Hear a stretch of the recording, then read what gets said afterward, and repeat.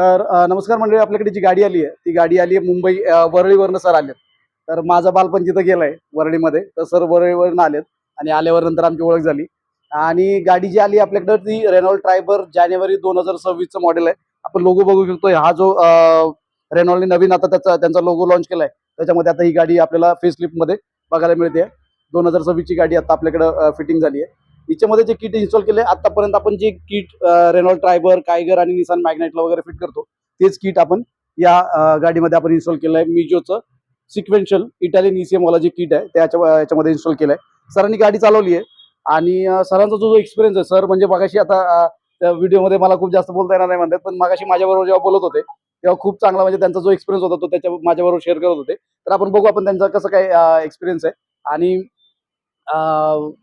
Fitting quality वगैरे कशी वाटली आणि परफॉर्मन्स, दोन्ही आपण गोष्टी यांच्या सरांकडनं जाणून घेऊ. फिटिंग क्वालिटी तर सर मी पहिल्यापासून बघतच होतो, मी तुमच्या सोबतच होतो. तर फिटिंग क्वालिटी एकदम बेस्ट आहे. असं कुठंच वाटत नाही की बाहेरून फिट केले की काय, एक पण त्याची वायर दिसत नाहीये. पाइपिंग वगैरे तुम्ही बघितलं असेल दुसरी फिटिंगला कसं असतं. येस आणि येस, आपलं फिटिंग कसं मी वाटलं? ऑलरेडी 4-5 व्हिडिओ बघून आलो. तर त्या हिशोबाने तुमच्या इथेच मला बेस्ट फिटिंग मिळाली. आणि पाइपिंगचं तुम्ही जर बघितलं तर अॅक्युरेट किंवा माहिती आहे म्हणजे हां, बेंडिंग कसं केलं आपण एकदम. त्याचं एकदम व्यवस्थित. हो, तर ते चांगलं वाटतंय का म्हणजे? ते सगळे एकदम म्हणजे गाडी कुठेच अशी हे वाटत नाही की मेस झालेलं आहे, आतमध्ये व्यवस्थित आहे. दुसरं जर परफॉर्मन्सची गोष्ट करायला गेलं तर परफॉर्मन्स खूप बेटर आहे.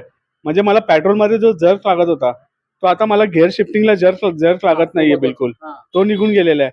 आणि त्याशिवाय परफॉर्मन्स इतका बेस्ट झालेला आहे की गाडी पेट्रोलपेक्षा चांगली, जे सगळे बोलतात तसं बोलायला काय हरकत नाही. खूप छान पळते. पेट्रोलमध्ये पण जर्क लागायचा, सारखे ते दचके वगैरे लागायचे, सगळं कमी झालेले. एकदम असं वाटतं की हे इंजिन CNG नंतर जास्त रिफाईन जास्त झालेलं आहे. म्हणजे माझं एक हो हो, एका व्हिडिओला मी थंबनेल टाकलं होतं की most successful vehicle in CNG. Yes yes, तर खरं आहे ते. एकदम एकदम एकदम. म्हणजे ही गाडी पेट्रोलला कमी आणि CNG साठी जास्त बनवली. लोक का कन्फ्युज होतात?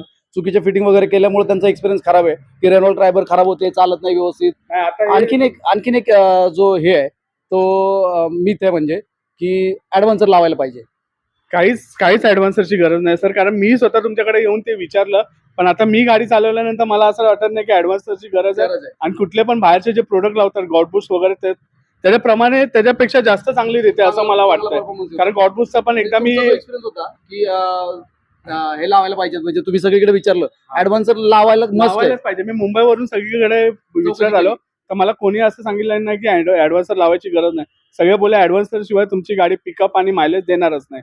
पण ते तुमच्या इकडे येऊन ते खोटं ठरलं असं आहे. तर अशा प्रकारे सरांचा आपण बघितलं फीडबॅक कसा आहे ते. आणि आपण काय करू की गाडीची फिटिंग क्वालिटी दाखवतो, पाठीमागे टँक सीट वगैरे कसं झालं ते पण दाखवतो आणि